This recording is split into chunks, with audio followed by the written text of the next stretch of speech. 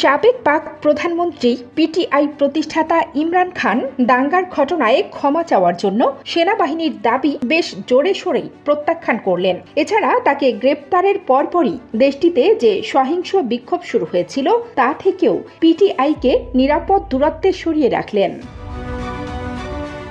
সম্প্রতি রাওয়ালপিন্ডির আদিয়ালা কারাগারে সাংবাদিকদের সঙ্গে এক আনঅফিসিয়াল কথাবার্তা বলার সময় এসব কথা বলেন পাকিস্তানের ক্ষমতাচ্যুত এই প্রধানমন্ত্রী। ইমরান বলেন তিনি কেন ক্ষমা চাইবেন, তার এবং তার দলের উপর যে অত্যাচার চালানো হচ্ছে সেজন্য উল্টো তার কাছে ক্ষমা চাওয়া উচিত। আদিয়ালা কারাগারে ১৯ কোটি পাউন্ডের দুর্নীতির মামলায় আদালতের সেদিনকার মতো শুনানি শেষে ৯ মে সহিংস বিক্ষোভের জন্য ইমরান ক্ষমা চাইবেন কিনা জানতে চাওয়া হলে খান সাহেব এই কড়া উত্তর দেন।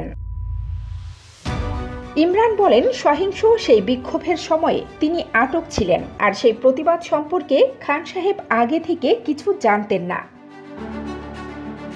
এর আগের ঘটনাগুলোর দিকে ফোকাস করলে দেখা যায় আইএসপিআর মহাপরিচালক গত বছরের ৯ মে বিক্ষোভের জন্য দলীয় নেতৃত্ব প্রকাশ্যে ক্ষমা না চাইলে পিটিআইয়ের সাথে সংলাপের সম্ভাবনা বাতিল করে দেন, আর এর জবাবেই ইমরান খান এসব কথা বলেন।